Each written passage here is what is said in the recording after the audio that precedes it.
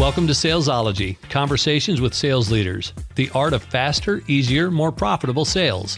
When you're ready to transform your sales for today's transforming market, we've got you covered with your host, the queen of cold calling and founder of Salesology, award-winning author, speaker, sales trainer, and coach, Wendy Weiss. Hi, welcome to Salesology, conversations with sales leaders, the art of faster, easier, more profitable sales. And I'm your host, Wendy Weiss. I am the founder of Salesology, creator of the Salesology prospecting method, and I am also known as the queen of cold calling. Well, today, my very special guest is Tom Wardach. And he is a sales manager with Edgar Wood Products.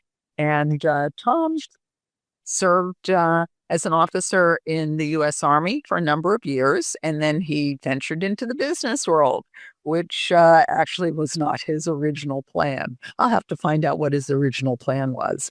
And then after about 35 years in his current industry, which he never thought he would be in for that long, but he's still there. And he says he has the capacity, he's had the capacity to work for some great companies and wonderful teams in sales, in personnel, customer service, and product and information management. So welcome, Tom. Thanks, Wendy. Pleasure to be here. I really appreciate the invite. Okay. It's as I looked at your past attendees, you've got a high-powered list of folks that have participated in your podcast, and I'm a little humbled, and I'm just wondering how the heck I wound up on your podcast, but I appreciate the opportunity. Okay, well, that is very humble of you, but I chose you, and here you are, and I'm really happy you're here. And here I am. So, Yes, ma'am. yes. So, let's begin at the beginning. How did you get into this? How did you end up being the sales manager at Edgar Wood Products? Sure. As you had mentioned, the 35-year journey, and it's very interesting in the fact that going to college, I went to a military college in South Carolina. My family has a history of serving in the military for a variety of durations, whether they were full careers or partial careers. So it was pretty easy that I was going to follow into that path, and did, coming out of college, served in the Army, loved my time, and was put in, really even coming out of college, was already put into leadership positions. I think I was probably the ripe old age of 19, because being in a military college, you're put into either a direct or indirect leadership positions. So absolutely loved it, loved my time there. And it was a perfect training ground, I thought, for going into the military. And again, loved my time in the military. And then kind of life started to take over. I was overseas and my first daughter was born. And then I'm like, I know there's some folks in the military that do a wonderful job of raising their family and being part of a military family. My wife would have been and at the time was a wonderful military wife. Didn't have any issues with that, but I just thought it would be a little bit easier or a little bit more accommodating for a family to not move around all the time, which was inevitable, and being gone for deployments and whatnot. So I had the opportunity to move into the private sector, and I chose that. So that was, when we talk about what was my grand plan initially, it was military. Myself and several of my classmates coming out of college, we were all going to be in the military, full-time lifers. And then I think probably half of us decided that, maybe we'll go ahead and do something different. So that's what got me into the business world. So what got you into the sales world? Well, and I've had a lot of time to think about sales in general over the years. And it was really just what opportunity presented itself coming out of the military. And my wife had a connection. So we can go back into making connections, and this will be a somewhat of a recurring theme, making these connections, not burning bridges with folks that we have worked with or for in our careers. And my wife had a connection with Georgia Pacific, And so she reached out to him, and there happened to be an opportunity at the Augusta, Georgia distribution center, which is where we came back to after the military. And I was very fortunate to secure a position as an inside salesperson with Augusta, Georgia Pacific, Augusta Distribution Center, and really was very fortunate to come on board with a fantastic, well-known branch manager and a very supportive senior lumber sales manager and two outside sales representatives that were in that business for quite some time. So really could not have asked for a better start to the world of sales than going and starting out as an inside sales representative for Georgia Pacific at that branch in Augusta. Okay. So, first, I have to say thank you for your service in the military. And then I want to know, what do you think being in the military taught you or prepared you for a sales career? For a sales career, I would say if there's any one thing, and it was, it not only sales but also sales leadership, and those are the two areas that I've probably focused on the most in my career, not only as a salesperson but also being a leader of a variety of sales teams, whether as a sales manager, sales director, over the course of the last 3.5 decades, to where I am today.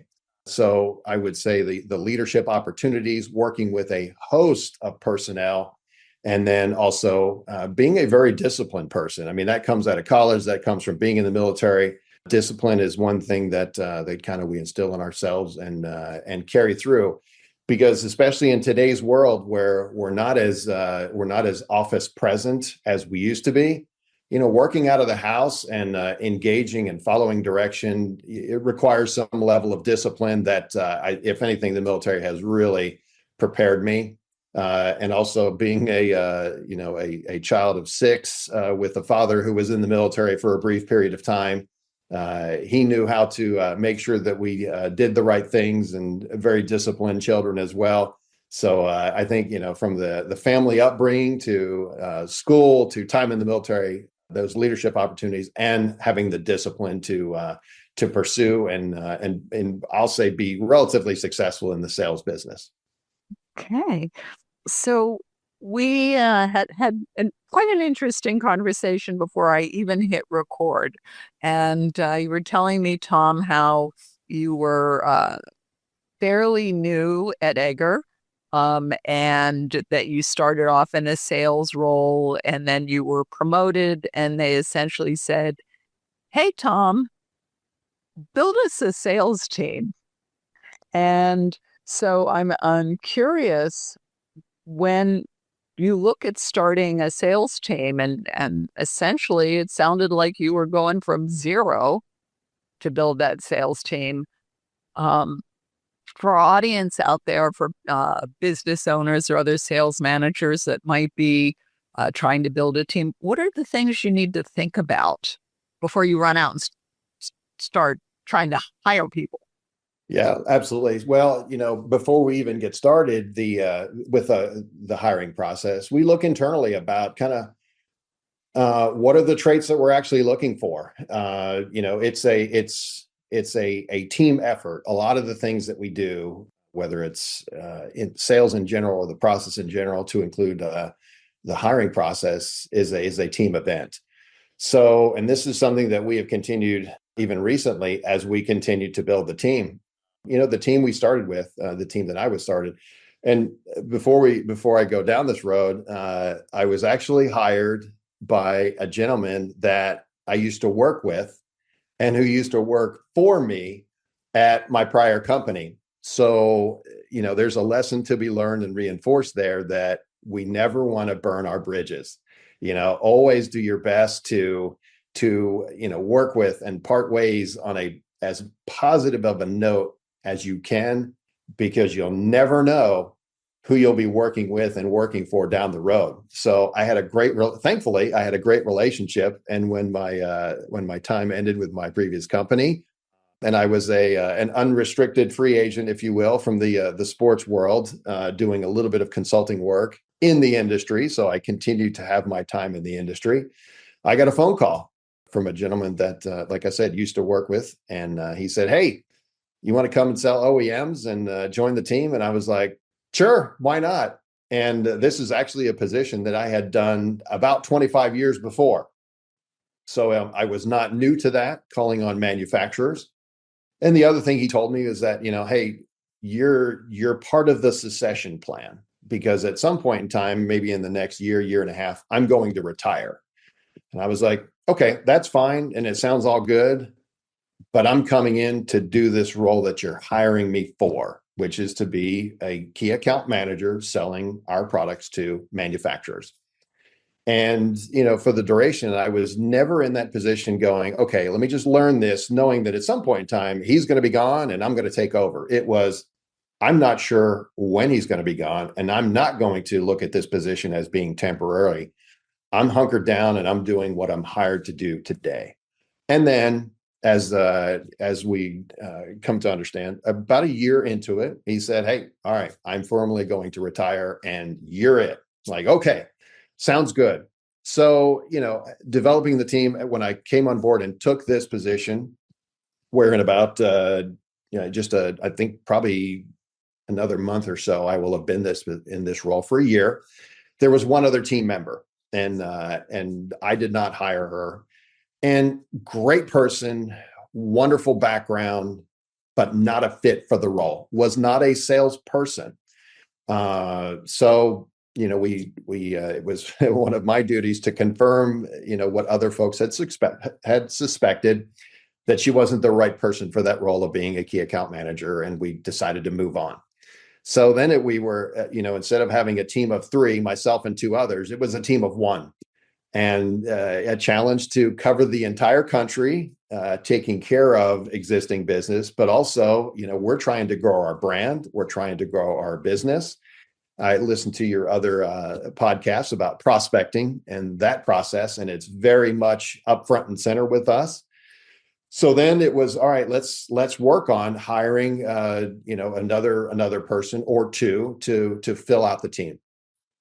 We're very fortunate that in that process, I got approval to hire not just 2, but 3 key account managers. So it's like, okay, we're gonna have the manpower to build this team and do exactly what we're supposed to be doing. So I was very fortunate, to hire the person that's based out of Houston to start to cover the at least a portion of the business that we have. She came from kind of within the industry, but Egger products that we cover is a lot of board sales, panel sales, particle board, MDF, melamine panels, or what we call TFL these days, to be used in manufacturing of kitchen cabinets, case goods, furniture, things of that nature. So she knew the hardware side of the business, but did not know the board side. But that's pretty close to what we're looking for. And I heard somebody else on one of the other podcasts saying, you kind of want to hire for some level of experience. And if you can make that connection and they have that capacity to grow into the role and learn additional products, and especially if you have the time to allow for that growth. For us, because there is only one other person, we need to be a little bit more selective and say, okay, let's get somebody that has a little bit closer skill set on the products that we're looking for. So we can kind of shorten that training cycle to get them and have them be a little bit more effective in that role, rather than just, well, for the next 6 months to 6 to 12 months, I'm in training. We don't have that luxury right now. We need a little bit more market penetration and developing of the relationship with customers and growing the business and prospecting and all that. So that hire has been fantastic. She's doing a wonderful job and couldn't ask for anything better. Developing the skill set, engaging, has the great personality to develop those positive relationships, and also engage other members of the team, not necessarily my team, but other members of the Egger team. It's critical. So then I did another hire, and I heard somebody else talk about this too. Fantastic in the interview, had a great skill set. And then that one absolutely just fizzled out in less than 90 days. I won't go into the details there, but that was not a good hire.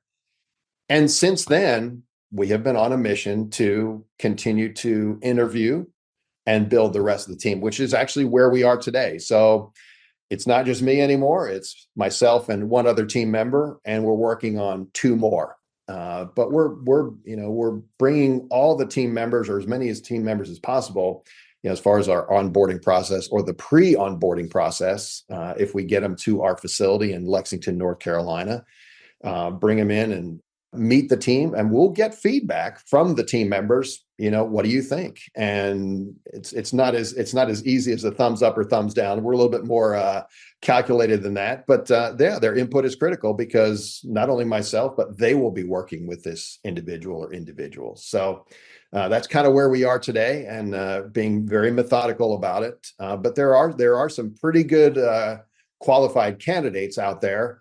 And then there are others that might have some great sales experience, but not necessarily within our industry. So we're trying to stay close to home as much as possible.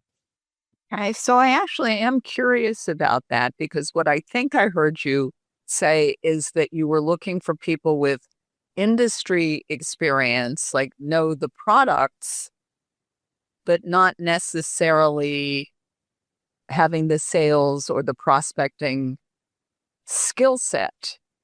And lots of times I hear it the other way around, where companies are looking for somebody with the sales skill set and we can teach them the products. But I think I heard you say it the other way around. Did I mishear?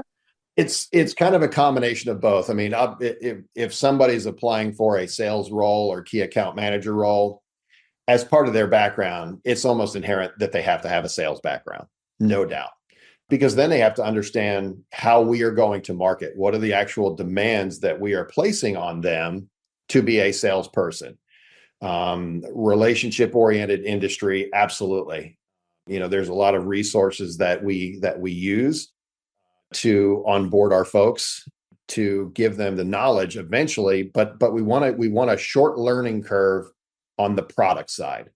The sales skills and whatnot, unless we see somebody in action, we're kind of just basing it on their history and their performance, that they have been in sales positions. And then we'll go from there and then kind of figure out. So sales is almost kind of a given. And then the rest of it is, we can work on the product side, but we want a short learning curve. So if they have some association and understanding of at least the application within our industries, that's pretty good for starters. Okay. So it sounds also like your key account executives are both hunters and farmers. You don't break out the two roles. Absolutely. Absolutely. I think about what we're trying to accomplish here from a sales team. Egger is not new to the industry. The company was founded in 1961, heavy presence in Europe, 22 manufacturing locations, 20 of them are in Europe, one in South America, one in the US, about an hour outside of Charlotte. So we are tasked with growing that brand. Just because we've only been manufacturing in the US in September of 2020. That's a fascinating story of how they went from a greenfield or brownfield operation in the red clay of North Carolina to the facility that it is today, which is absolutely unbelievable, state of the art. It's absolutely incredible within our industry. Absolutely. So, but we're growing the brand, and then we're trying to grow and improve our portfolio and presence of the wallet with existing customers. They're not always buying everything. Well, let's work on the rest of it and those things that we aren't selling them. And then the rest of it is prospecting. We have some industry intel that we work on to target who we are selling to. And then the rest of it is fielding inquiries and kind of facilitating potential business with leads that come from everywhere, whether it's trade shows or emails or web inquiries, things like that. So hunters, farmers, absolutely, I would say it's a two-tiered approach. Okay. So going back to this idea of hiring, because I'm a little bit intrigued that you told me you hired two people, one of whom has worked out really well and one of whom didn't work out quite so well. Mm-hmm. What are the markers that you use to evaluate someone that you know fairly quickly, like, yeah, this person, like, this is a good hire, or no, this was not a good hire? How do you do that? Yeah, well, I mean, thankfully, it's not just me, and that's where we engage with now my new boss, who started a week or two ago with the company in his current role. We engage HR, we engage with our team to really, so it's not just me with my blinders on saying, "Hey, here's a potential candidate. Let's hire this person right away." Well, let's just take a step back. Do they have this? Do they have the sales background? That's, like we said previously, that's kind of a starter. And then, do they have some level of OEM experience, selling to OEMs, engaging with OEMs? And then, Let's pause here for a yeah, moment. Let's, yep. for our audience, in case people don't know, define OEM.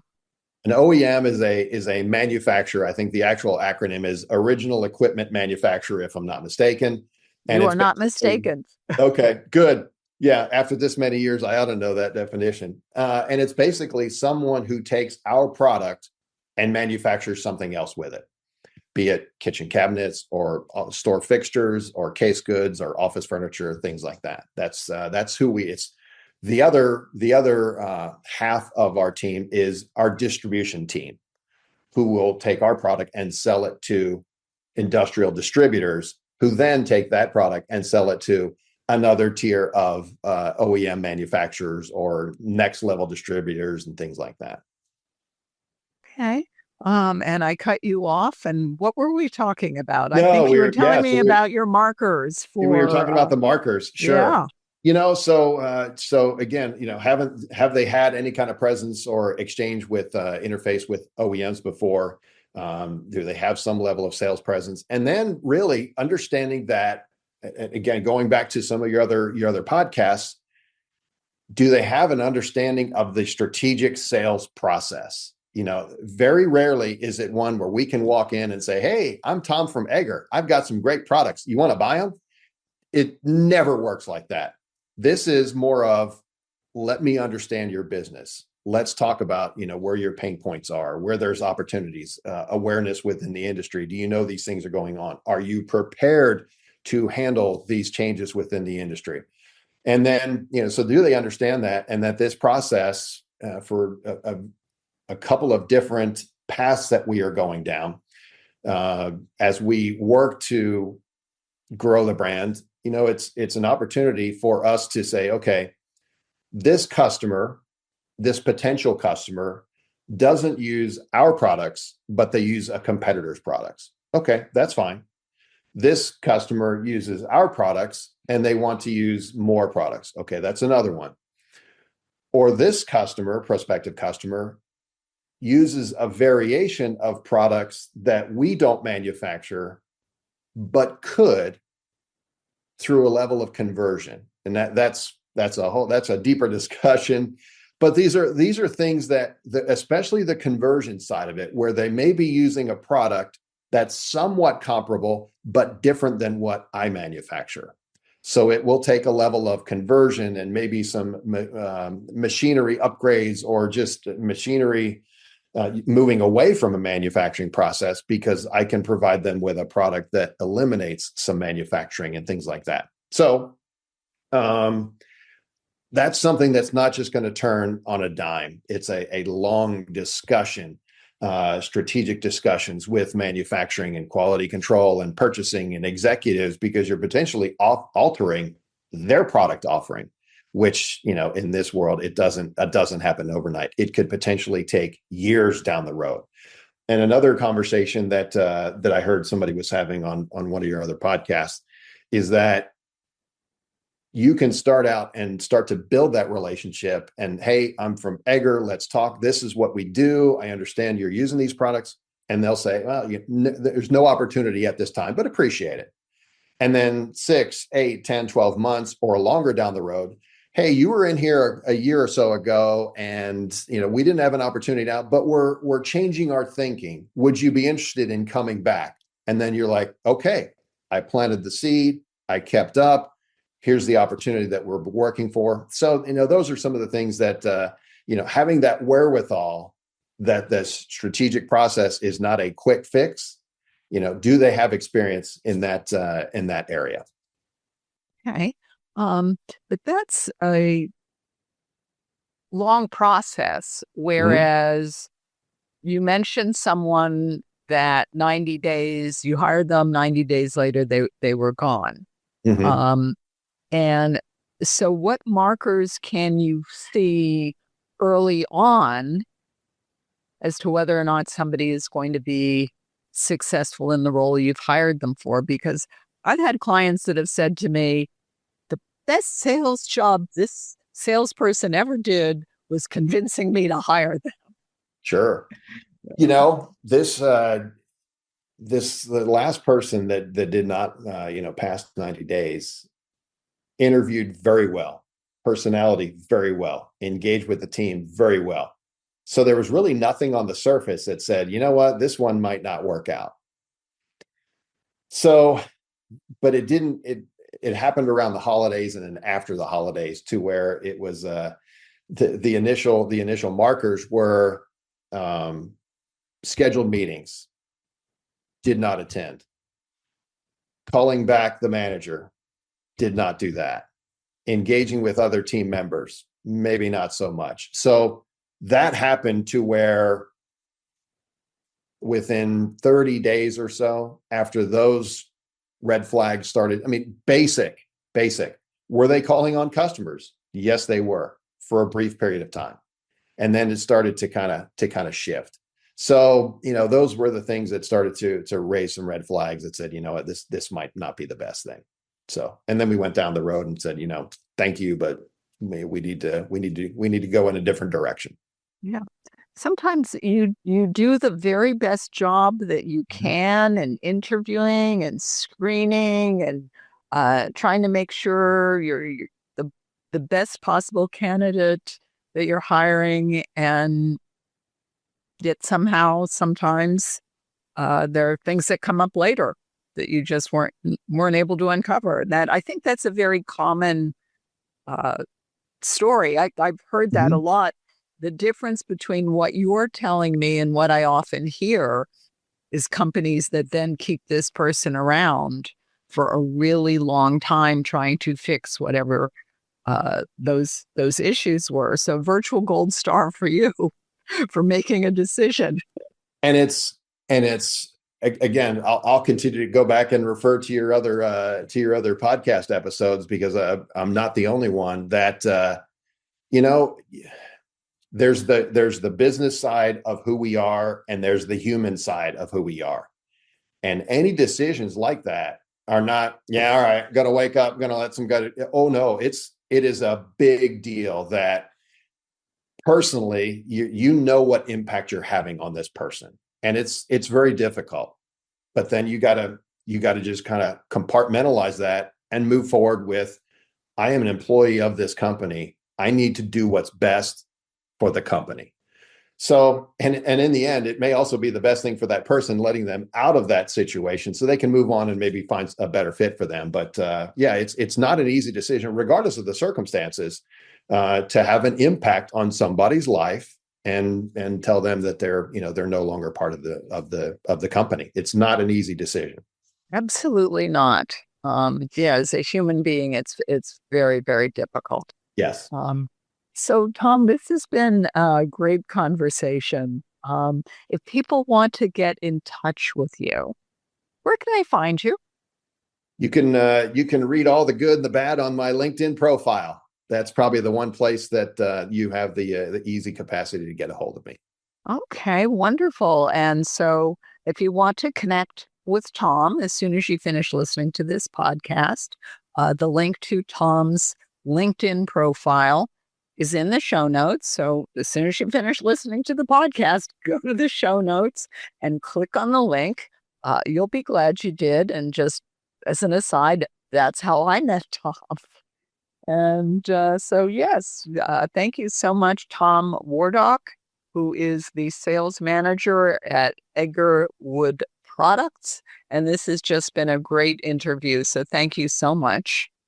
And to our audience, you've been listening to Salesology Conversations with Sales Leaders with my very special guest, Tom Wardach. And if you found value in listening to today's podcast, then please think about one business owner, one entrepreneur, one sales leader, somebody that you know that you think would also find value in listening to the podcast.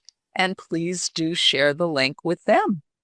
And until we meet again, visualize yourself surrounded by cash, really large bills.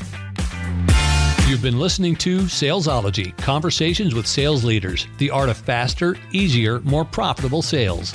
Be sure to follow so that you don't miss a single episode. And while you're at it, please leave a rating and review, and be sure to share it with your friends. Tune in every week for more exciting insights and wisdom on transforming sales. And until next time, visualize yourself surrounded by cash, very large bills.